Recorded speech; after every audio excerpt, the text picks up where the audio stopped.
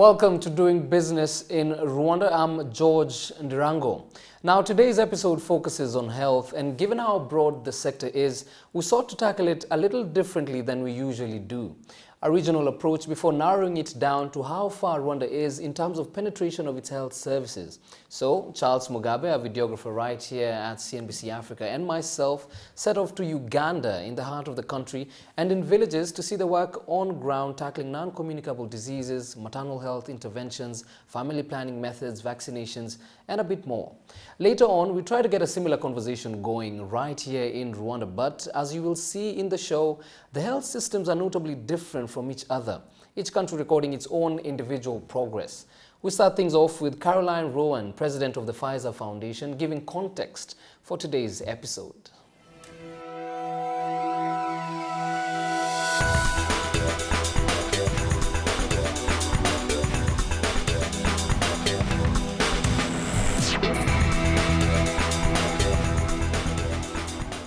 You know, when the MDGs started, they started because there were such wide and vast health disparities happening in East Africa, across the continent, and I think we've seen fantastic progress. So when you dive down into Uganda, you know, you can't help but think about the crushing HIV epidemic. And I think the government and many organizations and true heroes on the ground deserve a lot of credit for really making tremendous progress against that epidemic. When you move to Rwanda, you can see quite a different perspective, and in the last 20 years you've seen rapid development in health. They're one of the few countries in East Africa that has universal healthcare coverage, and I think, if my memory serves me, about 90% of Rwandans have health insurance, which is extraordinary, and candidly quite better than the US. Our fact-finding mission took us to Mubende district in Uganda, where we spent some time with village health technicians to understand the range and extent of services delivered to the population. This one is only one in her parish, but she takes or she caters for many villages. Beatrice Akiki is the chief trainer.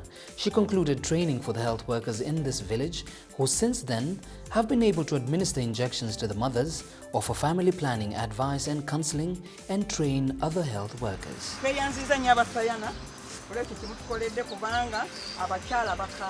Through partnership, PATH, a leading innovator in global health, has been able to translate bold ideas into breakthrough health solutions administered by these village health workers. This was evident with Sayana Press, a new development intended to increase contraceptive access and reach new users. The drug that is DMPA, that is in Sayana Press, is the same drug in Depot. The way it came about, there was a conference in the UK, there was a summit in 2012, whereby the partners, the Gates Foundation, they announced that they'll be introducing this new innovation in developing countries, and which they did in about 4 countries worldwide, including Uganda, Burkina Faso, Senegal, and Niger. That's how it came about, and as you may have seen, Sayana Press, the drug DMPA is housed in the Uniject injection system, which was developed by PATH. So that's how it came about. It's manufactured by Pfizer, and then Uganda is one of the first countries to do the introduction. According to statistics from PATH monitoring the pilot phase of the drug, the total units of Sayana Press administered between July 2014 and June 2015 were 167,920 in Burkina Faso, Niger, Senegal, and Uganda. The country that recorded the highest number of units administered was Burkina Faso at 111,333 doses due to fast training and widespread availability. Of all the doses administered, 45% across Niger, Senegal, and Uganda were to women under the age of 25, while Uganda and Niger experienced the highest proportions of Sayana Press doses administered to new users of modern contraception at 38% and 49% respectively. Family planning has been a huge focus of the Ugandan government. They've made tremendous progress, and we're pleased to have been part of that in the launch of Sayana Press. It is still being reviewed for registration, but we are partnering with PATH to bring that new innovation forward to women as a part of a comprehensive offering for women in family planning. The government has been very supportive in family planning. It committed about $5 million to buy family planning commodities, and it gave that money to the implementing partners, and they've continued giving technical support to all the family planning implementers. She's 30 years old, she has 6 children, and she's gotten some children when she was not ready to have them. So that's why she's joined the family planning services. And she's emphasizing what the other women are saying, that these days some men do not have the responsibility to take care of their children, so that's why they need to have children that they can take care of. The total fertility rate of Uganda has been 7, implying that on average, every woman in Uganda had about 7 children per woman. However, we are seeing a decline coming down to 5.8 children per woman due to the various interventions, of course being spearheaded by the government of Uganda and other many key partners. The annual population growth rate was estimated at 3% per annum, which is one of the highest. And this population growth is being driven by high fertility. From our assessments and studies, we find that most women have been preferring Depo-Provera, the injectable. With the coming on board of Sayana Press, it's a very big relief because a much bigger improvement from the Depo-Provera. And the lessons we have picked so far indicate that it's a very popular method of contraception. Social franchising is another area in the health service sector that is rapidly growing. Meet Jane Mpanga. Jane is the owner of Good Samaritan Clinic, part of the franchising brand called ProFam. Franchising is the main model through which health service providers reach out to women in the community. I've been running this place for 10 years. Here, 10 years. Before I opened here, I was running my business, my small local business, in a garage. We were transferred to a church. There is a nearby church there. My husband was a pastor to that reverend. So I used the pastor's house, the garage, as my clinic. I got a client load. I used to treat about 4 clients a day. But when I joined the profile, then the client load increased from 4 to 10. Now, as per now, a day, I see 30 clients a day. We believe, obviously, in a healthy and robust private sector in delivering quality health care. And I think where we're focused and what you saw with PACE in Uganda is an effort to standardize that. So ProFam, when you see that sign, that means when you go in, she has certain quality standards that she must meet. We've done this with other organizations like Farm Access in Kenya, so that when you're shopping, if you will, as a customer of healthcare services, you can feel rest assured that when you see that brand, that social franchise, that it's one of a certain standard of quality. And I think that's where we as donors and funders can really critically play a role. If we can help support our larger NGOs in the world to do that training and ensure that the services that Jane is providing are the ones that that woman should get and should, and deserves, candidly, then we've done a fantastic job. But it takes a lot of time. And so I think you're starting to see, as people are recognizing, people are purchasing services. They can purchase services at varying levels of income. And I think the donor community is now rallying a bit to say we need to go in there and we need to address some of these issues of quality and standardization. We've got a long way to go, but I think we're starting, and I think you're certainly seeing trends that would suggest donors are listening to that and trying to focus their efforts with more precision than perhaps in the past. Now, in 2015, the individuals targeted for trachoma to trichiasis surgery was around 15,498, but a little under 9,000 individuals were achieved due to reasons we'll know of a bit later on. Now, you might be wondering what trachoma to trichiasis is, as I did before, but it's basically a condition where, due to infection of the eye, a bacterial infection, the eyelashes coil inside and scratch against your inner eyelid and the eyeball, which leads to scars and might then lead to blindness if it's not dealt with or taken care of in due time. Now, what you're about to see are individuals undergoing the trachomatose surgery. I might want to warn you though, some of the images are slightly disturbing and might be a bit graphic for some of our viewers.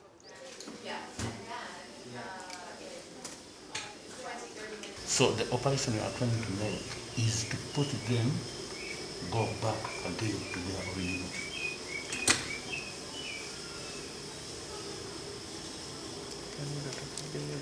We've taken trachoma from a prevalence rate close to 10% in certain communities to well below 5%. And that wouldn't have happened without the treatment of Zithromax for active infection. But it also wouldn't have happened without the comprehensive SAFE strategy. In terms of spike of resistance, we're not worried about that because we have a global trachoma control group as well as experts who are constantly monitoring the use of our medicine in the field to ensure that we don't have any spikes in antibiotic resistance. They don't see that as a risk relative to the benefit that Zithromax is providing in treating that active infection and being able to get that prevalence rate way down. Seeing the prevalence go down is extraordinary, but since it's a comprehensive strategy, we've got to catch up on the surgeries, which is what you got to see. Those advanced cases, they can't be treated by the antibiotics, so you have to do the surgery to help pull the eyelids back and give people sight. Then you have the F, which is face washing and cleanliness and education to community members. Because to your point, they don't understand that when they get an eye infection and flies around their eyes and they haven't had clean water to wash their face or they don't know to wash their face, that can spread the infection. And then the E is environmental development. So that's access to clean water and latrines. So it's all in for us to achieve global elimination. We need that full strategy.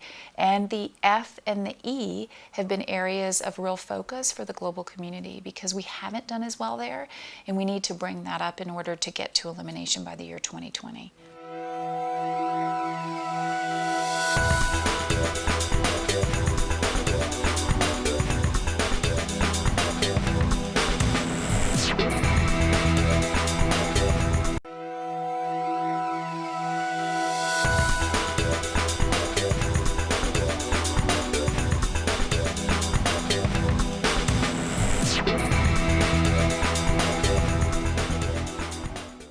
Now, we've seen what's happening in Uganda in regards to the different health levels in the country. We even got to witness patients undergo trachomatose surgery well in the village. Now, here in Rwanda, across the border, in an area known as Gahengeri, the conversation is slightly different, but still focused on partnerships. Now, Gavi, the Vaccine Alliance, Pfizer, and other players such as UNICEF and the Melinda Gates Foundation have come together with the Rwandan government to ensure that children from as early as 2 months old have access to proper immunization against pneumococcal diseases and bacterial meningitis, both leading causes of death for children well within that same age. Now, this partnership has lasted well over 5 years. People imagine that vaccines are magically produced and whisked away in a box onto a truck to a doctor's office or to a clinic, and mothers can come with their children whenever they want to get the vaccines they so desperately need to prevent illnesses that could cause their children to die before the age of 5. And what actually happens is far from that, especially in Africa, where many children live in remote locations, and we have the issue of what we call the last mile. How do we get that precious vaccine at the right temperature and at the right time from the central depot in a country all the way to the clinic? For example, the one here in Rwanda in Gangeri. What we do is we work very hard to make sure that there's adequate cold chain facilities and adequate transportation so that those vaccines can arrive at the right temperature and with the right level of quality, so then they can be put in the local fridges in the clinics so they can make sure that they get here. So the cost of that is as much the cost of storage and the space that it takes to get the container of vaccines into the truck and then up to a clinic on a remote location like this one. And then there's the cost to keep them cold. And so the cost of electricity or gas-powered refrigerators or cooler boxes to make sure that the vaccines stay exactly as they were when they left our factory until they go into the little child. The benefit of vaccines is that the more you use vaccines, the more you prevent infections.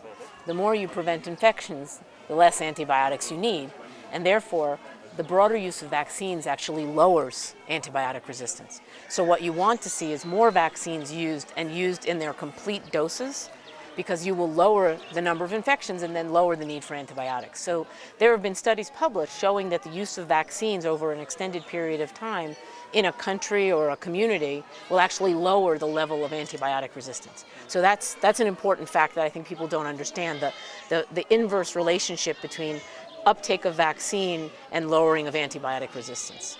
The rate of vaccination is more than 93%, fully vaccinated for 10 for boys and fully vaccinated for 11 vaccine for girls.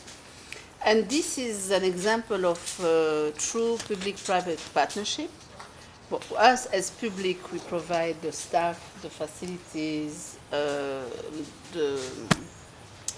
local expertise, like Hassan is an example of that. But the fact that you Pfizer do go for this type of philanthropy that allow children around the world to survive is great. The fact also that you finance an entity that have understood that health system strengthening is key. This is what has helped us a lot, because we know the need we have to reach this result better than you, better than Gavin. It's true. But the majority of the partners want to dictate us how to reach them. And it's not like us, so we stretch ourselves and we use more energy than to flow. It's like going to the wind or the river. It has allowed us to fully integrate vaccination in the life of the health sector. After insight into family planning, maternal health, vaccinations and curbing various diseases, we took a tour to the Central Hospital University of Kigali, popularly known here in Rwanda as CHK. The goal of the visit was to gain first-hand exposure to healthcare services through an urban government facility and the challenges for both healthcare providers and patients. I think there is a big improvement from '94 to now, because as you know, in '94 the old system was destroyed as other sectors, but after the genocide, the government of Rwanda tried to rebuild the health sector as other sectors, economic sector, agriculture and other sectors. And since 2005, because at this time all district hospitals, there was around 5-6 doctors in each hospital in Rwanda. The government of Rwanda started to train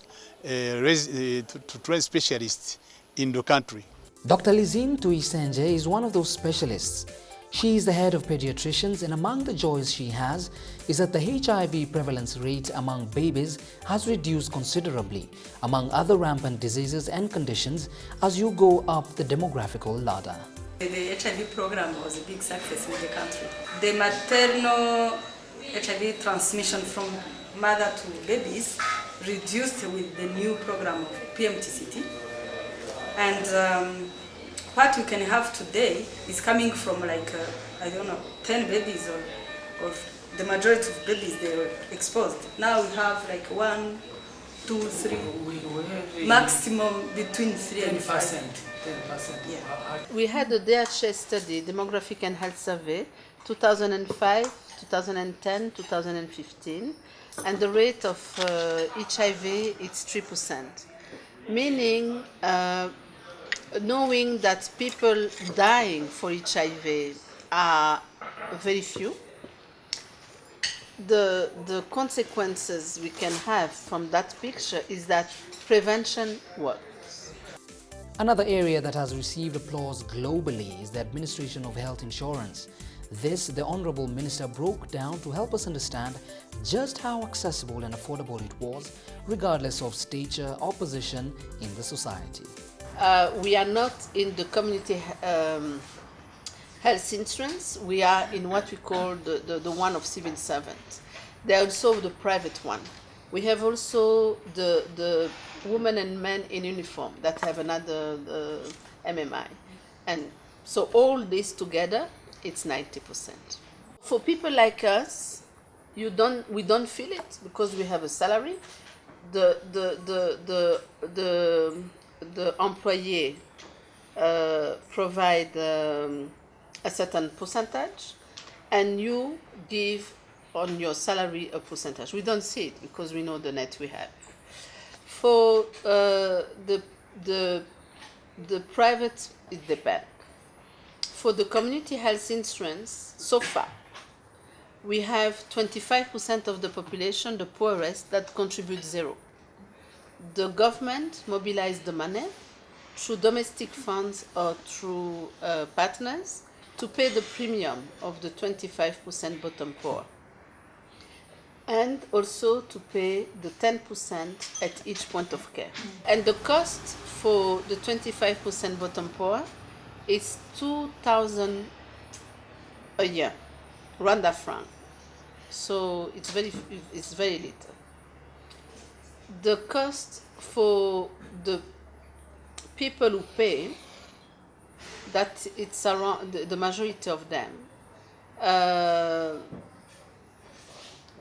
It's $5 per capita. When I say 2,000, it's 2,000 per capita.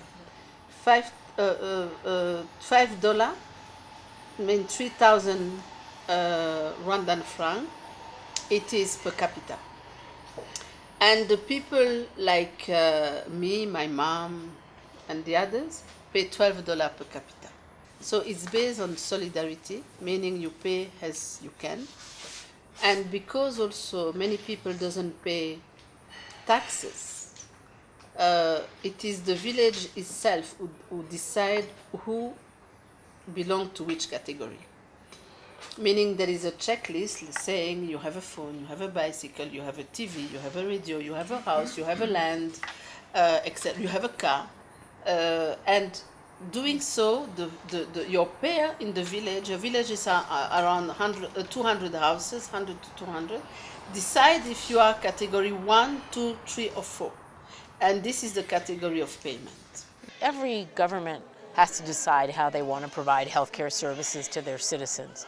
And I think in countries like Rwanda, they've clearly made a commitment from the president throughout the entire cabinet to deliver a robust, quality, well-served healthcare system for every Rwandan, no matter where they live, in Kigali, here outside of Kigali, up north, east, west. And so I think the practice of trying to figure out how to afford that is something where it seems the ministers will get together and talk amongst themselves and form that team that the minister mentioned to us yesterday, that it's really a team effort to find out where they can get the funding and how they can manage to provide everyone with the services they need, but allow people who can contribute to contribute.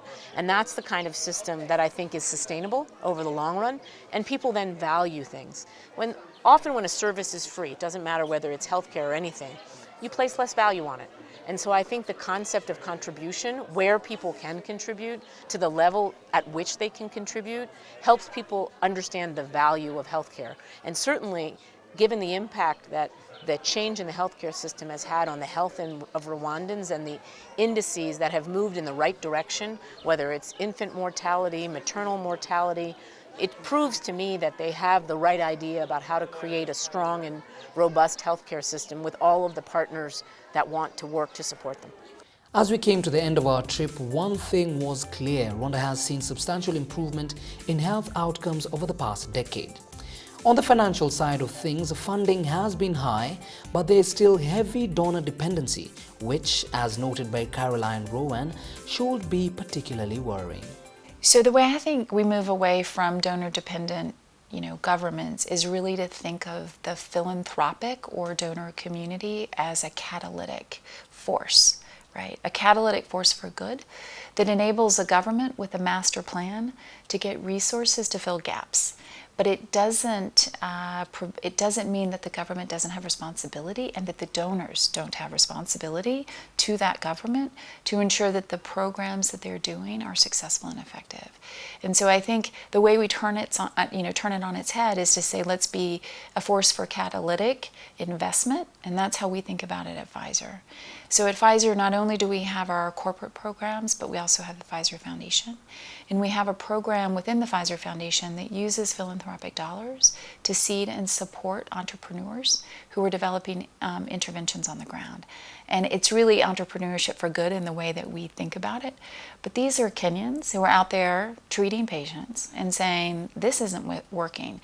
This system isn't working, or I see a problem and I think I have a solution for it. And so we're providing seed grants to them to take that business plan forward so that they're able to both make a living and, most importantly, meet the needs of patients that perhaps are falling through the cracks. I think that's the key to success. Quite an interesting half hour we've had today, getting to understand what and how things work within our health systems. Particular thanks to everyone involved in piecing together today's show. But it doesn't end there. We'd like to keep the conversation going on what remains to be done. To give us feedback or insight, email us at dbir@abn360.com or tweet us at dbirwanda, or my personal handle at Georgie Ndirango. On behalf of the entire Doing Business in Rwanda team, thank you for watching. Keep it CNBC Africa, first in business worldwide.